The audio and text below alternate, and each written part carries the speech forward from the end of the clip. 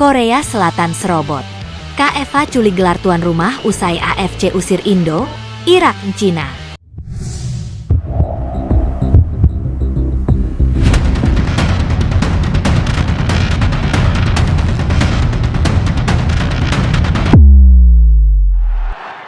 Sejak pengumuman AFC yang mengejutkan pada Jumat, 6 Juni 2025, suasana di jagat sepak bola Asia mengguncang.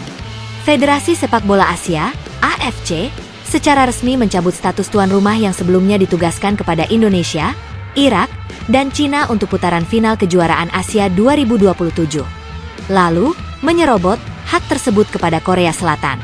Langkah dramatis Korea Football Association, KFA, ini disambut kontroversi besar. Tuduhan praktik, membeli, hak tuan rumah, ketidakadilan, dan gesekan diplomatik antar kedua belah pihak. Begitu kabar pencabutan tugas tuan rumah tersebar, masyarakat sepak bola Indonesia, Irak, dan Cina bereaksi keras. Dalam rilis resmi, Federasi Sepak Bola Indonesia, PSSI, menyebut keputusan AFC sebagai langkah inkonsisten yang menciderai spirit sportivitas. "Kami merasa seperti dipermainkan," ujar Sekjen PSSI, Yunus Nusi. Bagaimana mungkin keputusan sebesar ini diambil tanpa konsultasi matang, lalu langsung diberikan ke Korea Selatan? Di sisi Irak, Presiden Federasi Sepak Bola Irak, IFA, Hadi Al-Saadi, melontarkan sindiran pedas. Sepertinya uang bicara lebih lantang daripada prestasi. Sementara itu, Federasi Sepak Bola Cina, CFA, menuduh AFC bersikap berat sebelah, merampas kesempatan negara berkembang demi mengakomodasi kepentingan negara dengan infrastruktur dan anggaran lebih besar. Insiden ini memunculkan istilah power move untuk menggambarkan taktik KFA. Beberapa sumber internal AFC mengungkap bahwa KFA sempat menawarkan paket dukungan finansial dan fasilitas infrastruktur sangat besar demi membiayai seluruh kebutuhan penyelenggaraan, mulai dari renovasi stadion hingga akomodasi tim tamu. Nilai tawaran itu diperkirakan mencapai ratusan juta dolar AS. Namun, penawaran dana besar ini memicu pertanyaan. Apakah uang semata yang menjadi faktor penentu, sementara aspek keadilan dan representasi kawasan terabaikan? Jika ini benar hanya soal uang, maka sepak bola Asia kehilangan makna. Komentar pakar sepak bola Asia, Dr. Muhammad Imran. KFA sendiri bangga menampilkan portofolio infrastruktur. 7 stadion berstandar FIFA, sistem transportasi lapangan terintegrasi, hingga komitmen jaminan keamanan skala tinggi.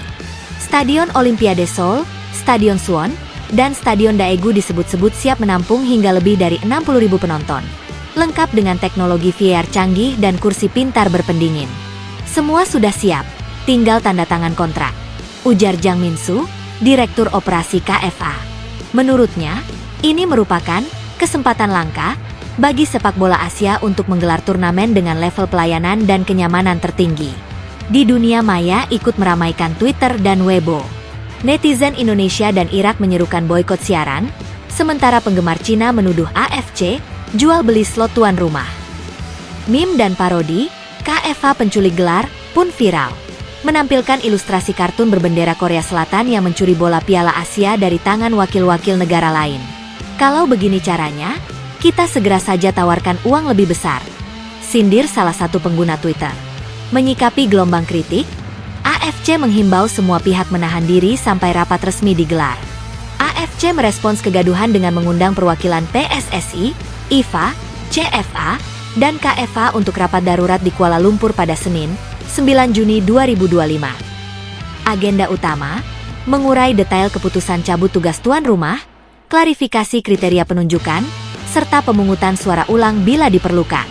Putusan akhir tetap di tangan anggota AFC Kongres, tegas Deputi Sekjen AFC, Takashi Inoue.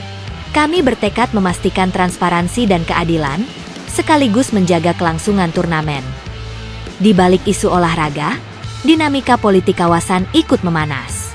Hubungan diplomatik Indonesia dan Korea Selatan terbilang stabil, sementara Irak dan Korea Selatan belum menjalin kerjasama besar di sektor olahraga.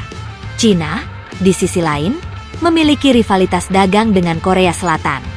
Analis politik Timur Tengah, Dr. Laila Hasan, memproyeksikan bahwa jika konflik ini berlanjut, bisa menjalar ke ranah bilateral, negara-negara ini bisa menunda pertemuan dan kesepakatan kerjasama lain, sebagai bentuk protes.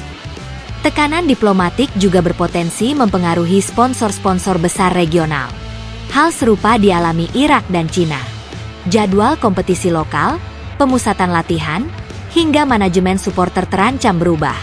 Kami harus mengatur ulang seluruh logistik. Keluh manajer teknis CFA, Li Wei. Supporter tradisional melihat keputusan ini sebagai pengkhianatan nilai-nilai dasar sepak bola, kesempatan bermain di kandang sendiri, dukungan supporter lokal, dan kebanggaan nasional. Komunitas ultras dari ketiga negara bahkan mengumumkan aksi unjuk rasa damai di luar kantor AFC di Kuala Lumpur. Poster-poster bertuliskan, Home Advantage, Not Home for Sale, tampak menghiasi media sosial. Sejumlah pihak mengusulkan kompromi.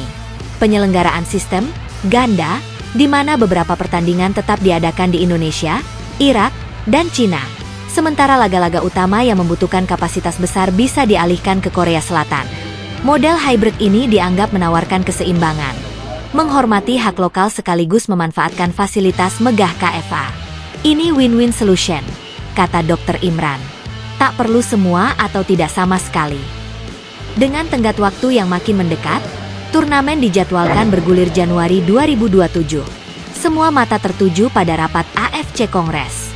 Apakah keputusan, serobot, KFA bakal dibatalkan, dikompromikan, atau dipatenkan? Satu hal pasti, sepak bola Asia tengah diuji integritasnya.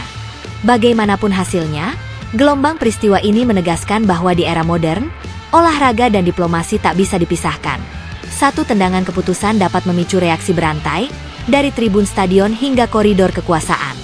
Dan sebelum bola pertama menggelinding, publik menanti. Akankah sportivitas menang? Ataukah uang tetap jadi wasit utama?